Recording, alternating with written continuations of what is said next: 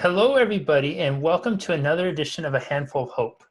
I am so happy and grateful to have Alisa with us here today, who started her company in 2010 after deciding that she didn't want to spend more days peering out a window from her cubicle, wishing for days spent traveling, discovering new adventures, and using her passions to create a company that lit her up and made her money. Was it even possible? Yep, it sure was. As a social media consultant, she was designing and managing social media for small, mid-sized companies in 2010. And it was awesome. She worked remotely, chose her clients carefully, and finally felt free, but something was missing. She loved her company, but it lacked systems, and it also lacked major revenue streams. She knew she was leaving money on the table, but didn't know how to figure out how to automate her systems and how to increase the revenue without burning out or adding more hours to her workday. So after spending some time with a coach and implementing uber powerful automated systems into her business, she expanded the scope of her offerings and had helped over 100 companies create insanely powerful social media strategies, and the time for her to scale way up had come. And that's exactly what she did. She took her company, made it bigger, and made it way more fun. She went from managing social media for companies to teaching entrepreneurs how to work less and make way more with the exact same system she was using. Her business allows her the freedom to work from her favorite cafes, indulge in last minute travel, and spend as much time as she wants with her loved ones. Her days of sitting in a cubicle getting my fluorescent light tan, I love that, are way over. And now she helps business owners take advantage of technology to create more time, space, and freedom in their lives. Sitting on the beach, watching payments come in on your phone with a company you love is a real thing. Alisa, welcome and thank you so much for being here. This is going to be awesome. Thanks, Jesse. I'm so excuse me. I'm so excited to be here, and I love watching all the interviews that are happening. And I always just look up to you because you're such a leader, and you always really get people together for positivity and inspiration and leadership, and it's awesome. So thank you for having Thank me. you. And I think we spoke a little bit before this. One of the reasons why I reached out to you for this series, I think will be so perfect, is because I've always seen you as being someone who's been very creative, and I love your social posting because it seems so creative but so authentic. And we were talking a little bit before this about how some of your clients are really coming up with some creative ways to, maybe pivot their business, but also be profitable during this time. I was wondering if you might just be open to sharing one or two of those real quick. Yeah, absolutely. There was one I didn't share with you that comes to mind. I have a client right now. She is a stand-up comedian, which is so fun to work with her, as I'm sure you can imagine. Um, and the first project we started working on was a live event at a local event space. And now, of course, we can't have these large events anymore. So after a few weeks of working on this and planning it and really being excited about it, we're like, uh-oh, now what do we do? So I had to brainstorm some ideas and present them to her and say, well, which one sounds the best to you? In addition to being a stand-up comic, she's also a fantastic writer. So what we've done together is create a 6-week online writing workshop for people. She also has a background in mental health, and she has a medical background. So she's going to connect the two to kind of help people during this really challenging time, kind of process feelings and kind of work through it with a creative writing course. So she asked me, you think this is going to work? And I was like, people are home right now. They need, some support. They're looking for creative things to do. Kids can participate in this. And she's had quite a few people buy it so far. So that's Mm. so fun. And then my other client that I told you about, she is a goal setting coach. And she just designed a 5-week cooking class because she loves to cook and she's very knowledgeable in the health and wellness space. And so she created this really amazing cooking class, and a lot of people have bought it so far. So I think as long as you really sit and think about what you're passionate about, maybe you were a computer programmer or a CPA or an attorney, but you love these other things, and right now, if you're not working, can't go to work, you can still work online and still make revenue with something that you're really excited about. So I think what some people may have considered before and just never pursued, now it's almost like you have to try, because you really need the resources. And now there's so much time and space for it. So the timing's really good. I love that because it really is a tale of turning something you're passionate about and making it profitable. And I think that sometimes people misunderstand the online space where they think they have to be online, they have to have a huge social media following, they have to already be doing it. But both of those people you just highlighted, that wasn't even necessarily their main gig. It was something they just enjoyed doing, and they saw they got creative and they saw an opportunity to make an offering to people to share it, and they did it. So how important do you think it is for people to be creative right now, whether they are currently a business owner or maybe they just got let go of their job and they have some time and they're considering doing a digital program, going into some sort of entrepreneurship space? How important is being creative right now? It's top priority right now. And it's fun too. I really feel like clients, when you really sit down and write things that you are excited much about them, the list becomes way shorter than you thought it would be. So it becomes like more tangible. Instead of I want to write a book someday, your ideas for this, then it becomes okay. So here's my chapters, and then assign a chapter a week, and before you know it, you've written your book.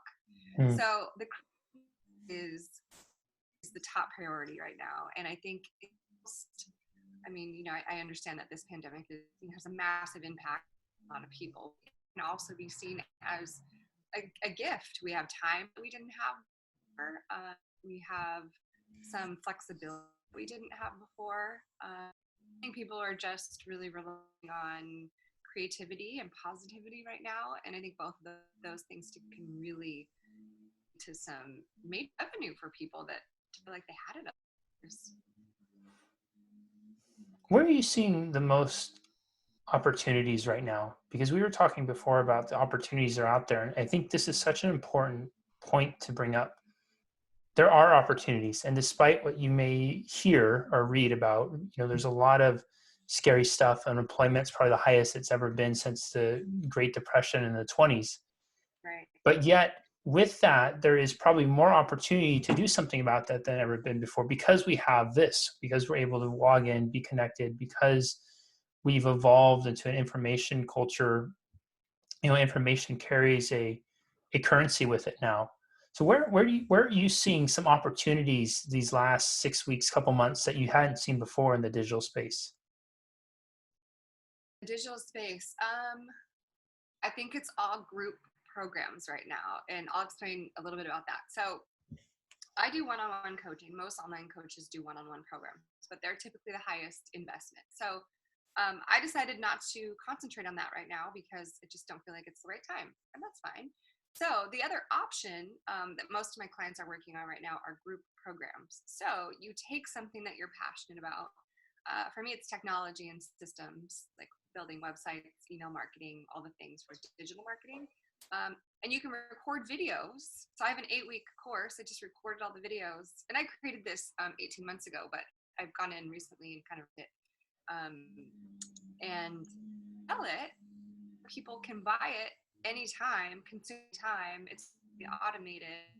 So if you're a parent and you're home with your kids and you have a few hours during the week, you can create an automated system and have income coming throughout the week when you're at home with your kids. So the group program that I have, the automation that I have, runs my business for most of the year without me to do much of anything. I run maybe 2 Facebook ads for the year, and that takes care of the sales. Wow. So the lowest time investment with the highest return would be an automated group program, and it can be on anything. Like, a lot of people just assume I don't know anything valuable to teach online. It's like everybody knows something valuable to teach online. Yeah. Every person. And right now, like I said earlier, people are home and they're looking for something to do, something to learn, and to do it on their own time. So, you can't say you have to sit in class on Tuesdays from noon to 1 to parents that are home with small kids. It's just not going to happen. But what you can say is, here's an 8-week course, so you can log in whenever you want and email me whenever you have questions. And those types of programs are really thriving right now. So people are learning, and then people are creating them. So it's really filling in the gaps, I think, for a lot of people. That's really inspiring to hear, because it bridges the gap. And I hope everybody's listening to this, whether you're already having a business or you're thinking about having a business. If you have a phone and you have an internet connection, you have the ability to do that. The image that came to your mind of the mom or the parent that's home with their child, how many people could do a video? Here's how I do distance learning. Here's how I do at school learning, and put it up and sell it as a course, because I'm sure there's a lot of people struggling with that. how many people could do a cooking thing or I had been telling people a long time ago, if you're a bartender, do a course on how to make your signature drink. And then you were just telling me beforehand that you're actually in a program where they're doing that. So the cool thing is that anything that, right, that you may want to know, there's probably other people that want to know it. Any single problem that you might be dealing with right now, there's probably other people that are dealing with that same problem. And if you can come up with some sort of solution, and it doesn't have to be fancy, it doesn't have to be anything like that. It could be, you have your cat in the background, your family there, like that kind of barriers lowered. It's just coming in and offering a solution that people need. Yeah, absolutely. And when I record videos, like you'll see right here. Yeah, yeah. This is real life. My dog's over here. He's probably saying in a minute, and that's fine. I'm a real human being, But just kind of to go back to this cocktail class, anybody can do this. You have to be like a bartender, a chef to do a cooking class. It could just be something that you like to do. And I think the biggest roadblock that people have in the beginning is they say, I don't have a following. I don't have 10,000 Instagram followers or whatever. So I tell people, well, do you have any friends? Because that's where your business is going to anyway. And then if you're having fun, other people will know. And for the most, a lot of followers on Instagram, a lot of people are aware of this, are bought anyway. So you can't look at someone's Instagram and say, oh, they have a huge following. You don't know if they're authentic or not, and you just won't. So you just have to think, I like doing this. I'm going to try it. I'm going to package it, and I'm going to try to sell it, and we'll just see what happens. And that's kind of where really profitable online businesses are born. It just takes somebody.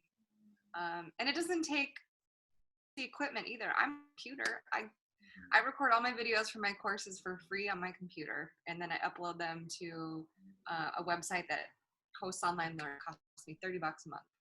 So for $30, I can bring in an amount of revenue. So it's definitely accessible to people right now. How long does it take to set all this up? So somebody who's just getting going with it, somebody who wants to do it, like, I think a lot of people get frozen and overwhelmed. They in their mind, they think there's so many steps. I got to do all this, I got to do all this, I got to do all this. It's going to take so much time, all these types of things.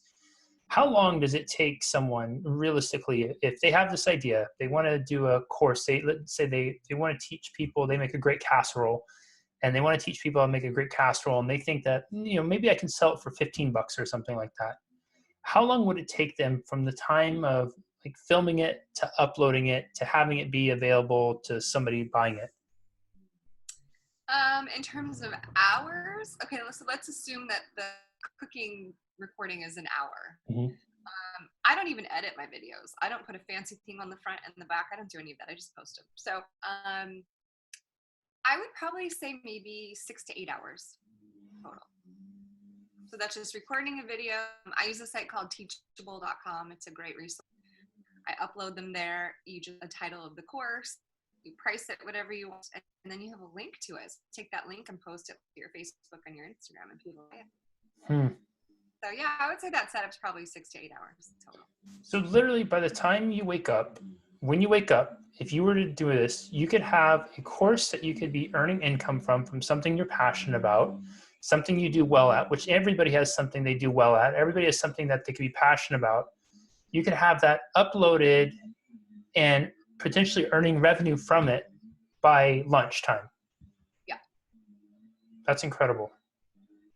And then there's other things you could do because there's a whole sales part of it. So once that's done, you want to make sure that you're promoting it. So then I just write a few emails, and and that doesn't take half as long as it does to create a course. So it's definitely accessible. And most of my clients want to quit if they are working full time. Not all of them are, but if they are, their goal is to create enough revenue online so they can quit their full-time job. And that's what happens. They end up making more money online than they ever made sitting in an office.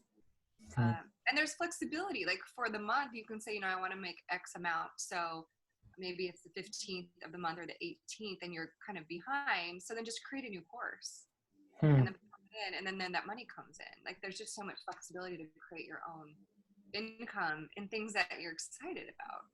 rather than sitting through meetings with people that you don't want to spend your day with, sitting in your 9 to 5.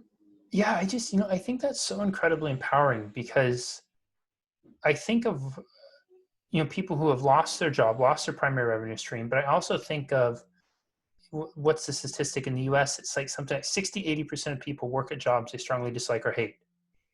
And you have, which will likely prevent them from doing more of the stuff that they absolutely love to do. Right. But the idea that that person has something that they love to do, a hobby, a passion, and that they could wake up in the morning, literally, if they're watching this right now, they could wake up tomorrow morning, and by the time they have lunch, they could have created a program that they could be selling literally with their phone, no editing required, prop it up, whatever it is, hit the one button, record, go onto that website, upload it, put a price tag on there, and they could be potentially earning revenue from it, and then use their social media with their friends that they already have to promote it out there and get it out there like that. Yeah. That It's is powerful. Yeah, and that is such, it seems like the opposite of a lot of the narratives we hear, that it's doom and gloom, there's no opportunity, it's going to get worse, it's going to get bad, it's going to get this. And to me, this seems like there's so much opportunity out there, and this isn't to discount or make small for the struggles people are going through, Right. but it just seems like there's so much opportunity for people to do something that they enjoy doing, take something they enjoy doing, and use it as a way to generate income. 100%. Yeah, I know so many examples of this, Jesse, over the last, I've been doing this for 10 years, where people they need a little bit of support to unlock that idea, to really figure out what to do with the one thing that they may or may not, excuse me, have confidence in. So another example of that, you might know Lindsay Mickelson. She's a Santa Barbara local here. She owns a company called Mother, Son, and the Captain. This is actually one of her mugs. But she sells merchandise, and she has for a long time.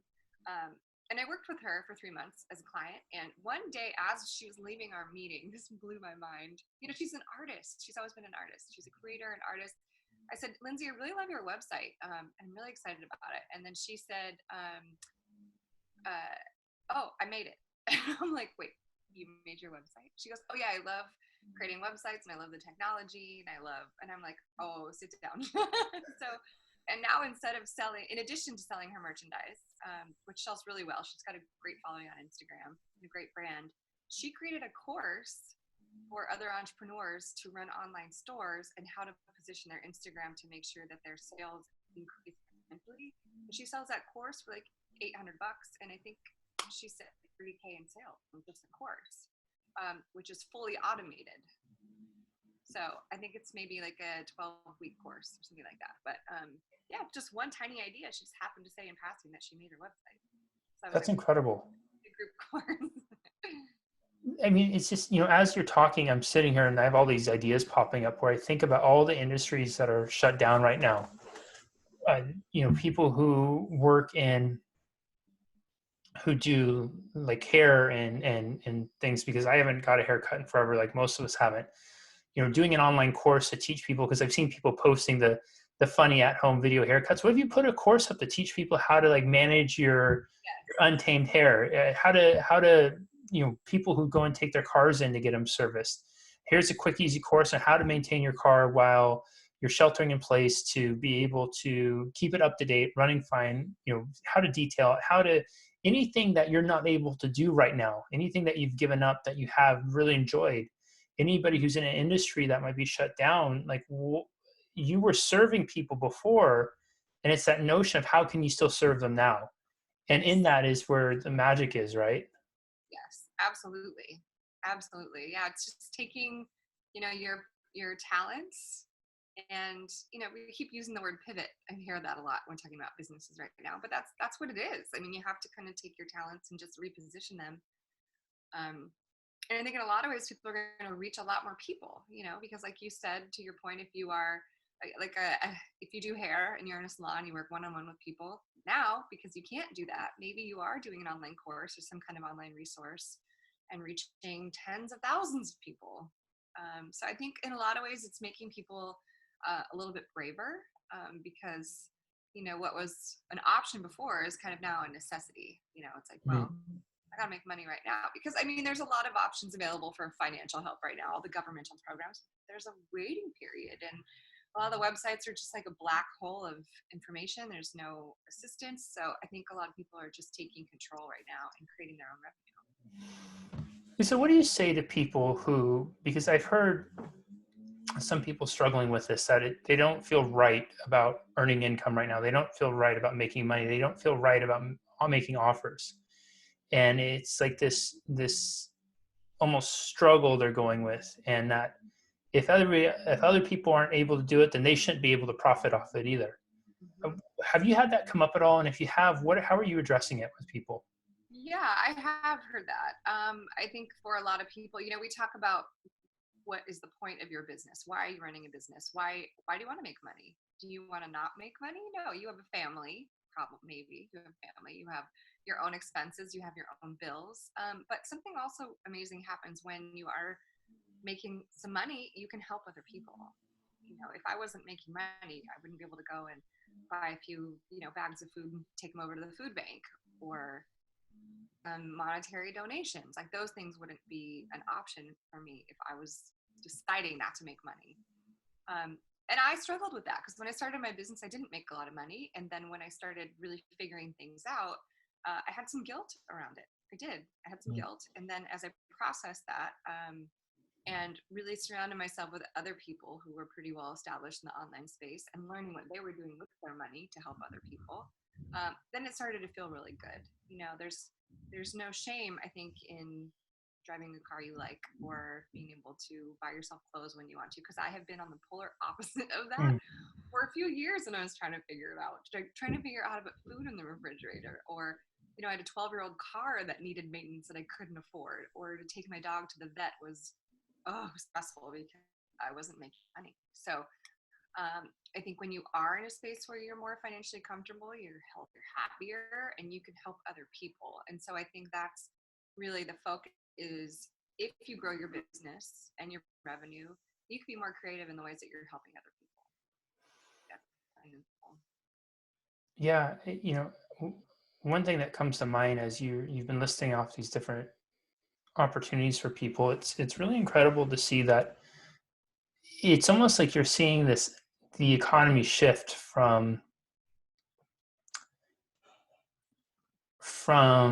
material goods to emotional goods, Mm-hmm. right? It seems like each of these things you've highlighted, whether it's the bartender or the person doing the cooking class, or it's a lot of it is there's this shift now from, I mean, we've all probably been bombarded so much when you scroll on Facebook and we see the person in front of the nice car and projecting that they live this amazing lifestyle, to now people just really getting. I was listening to an interview with Gary Vee the other day, and he was saying that he thinks one of the best things that's going to come out of this economy this time is it's going to be the era of the fake entrepreneur is over.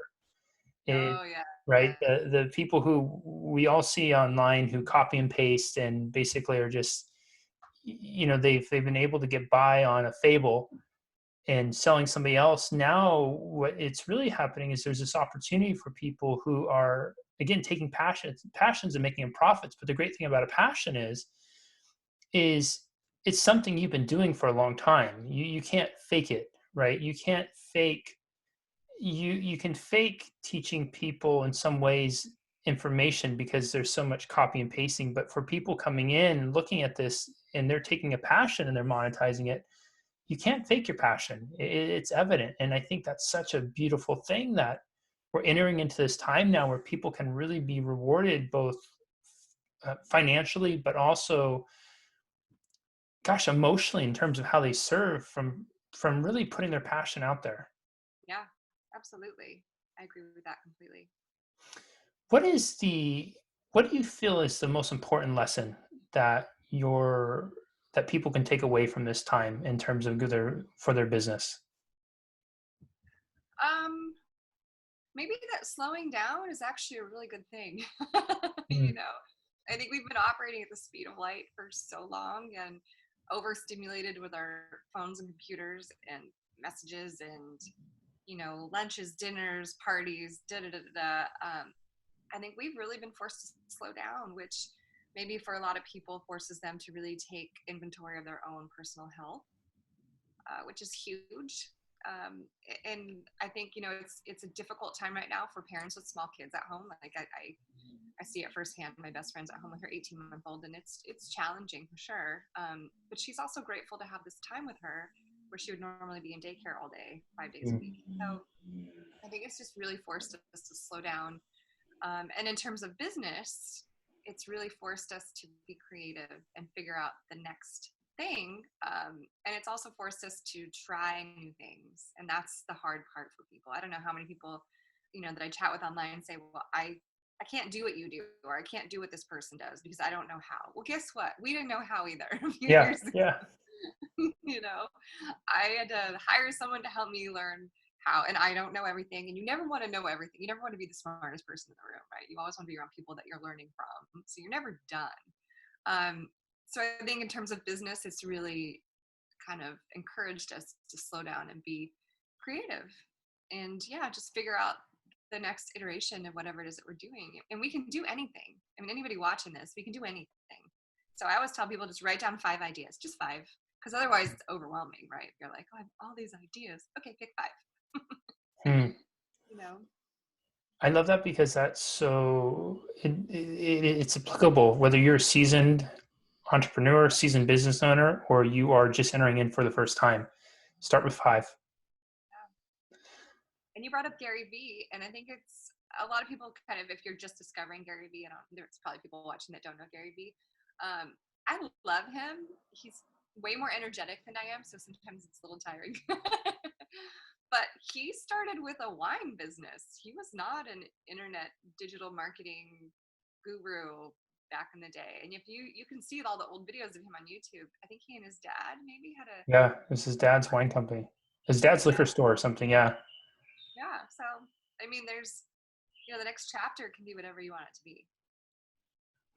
Yeah, and he grew that to, because he said he grew that liquor store, that liquor company to like $60 million. Pretty awesome. Yeah. And now, I mean, those who don't know who he is, he's kind of like in the entrepreneurial space. He's probably one of the most well-known entrepreneurs, has made this whole media empire, sports agency, everything like that.